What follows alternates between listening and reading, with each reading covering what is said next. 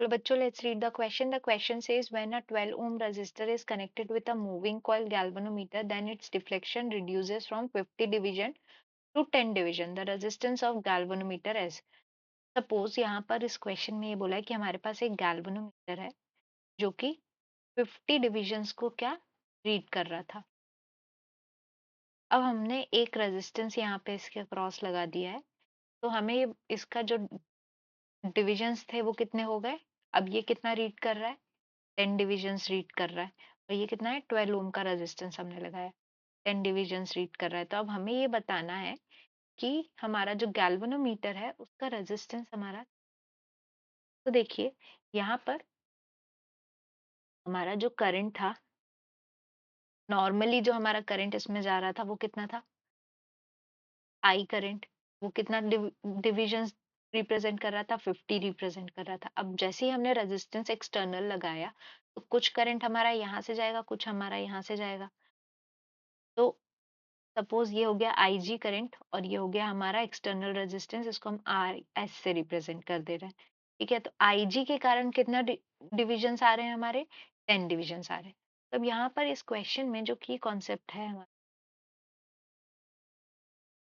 The reflection of galvanometer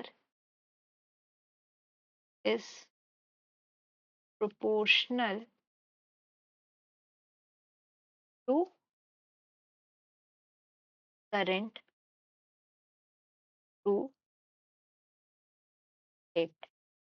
ठीक है, हमारा कॉन्सेप्ट ये कहता है कि जो गैल्वेनोमीटर में जो डिफ्लेक्शन आता है वो उसके थ्रू जो करंट फ्लो कर रहा है उसके का। तो फर्स्ट केस में जब हमारा सिर्फ गैल्वेनोमीटर लगा हुआ था तो हमारा करंट क्या फ्लो कर रहा था, आई करंट कर रहा था, उसके कारण हमारा डिफ्लेक्शन कितना आ रहा था, 50 आ रहा था। दूसरे केस में हमारा जो करंट था वो कितना है, आईजी, और उसके कारण डिवीजन कितने हैं, 10 डिविजन आ रहे हैं। तो हम लिख सकते हैं कि आई बाय आई जी ये कितना है हमारा, 50 डिवाइडेड बाय 10। ठीक है, तो यहाँ से हमको क्या मिल जाएगा, और हमने दोनों केसेस में करंट की वैल्यूज क्या ली है, आई की वैल्यू हमारी आ जाएगी 50 क्योंकि उसके ही प्रोपोर्शनल है, और आई जी की वैल्यू क्या आ जाएगी, आई जी की वैल्यू आ जाएगी 10 क्योंकि आई जी के कारण कितने डिवीजन शो कर रहा है, 10 डिवीजन। हम यहाँ से लिख सकते हैं। अब देखिए सेकेंड केस में व्हेन 12 ohm is connected, हम यहाँ पे क्या कर सकते हैं, करंट डिवीजन रूल लगा सकते हैं। तो I of G is equals to I current multiplied by S, यानी एक्सटर्नल जो हमारा ऑपोजिट ब्रांच का है यानी 12 ohm resistance divided by 12 plus G. G क्या है हमारा, रेजिस्टेंस ऑफ गैल्वेनोमीटर।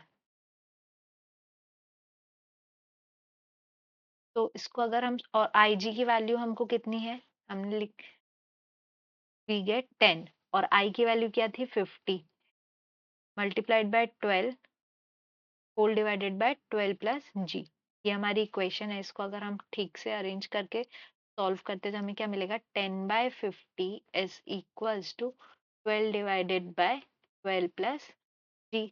इसको सॉल्व करेंगे ये कैंसिल हो जाएगा, तो 12 plus G is equals to 12 multiplied by 5, 12 5 से हमारा 60 हो जाएगा। ये हो गया 12 प्लस जी, तो जी की वैल्यू क्या आ जाएगी, 60 माइनस 12 यानी कि 48। तो रेजिस्टेंस ऑफ गैल्वेनोमीटर हमको कितना मिल जाएगा, 48 ओम्स। तो आंसर अगर हम चेक करें तो correct option is option C.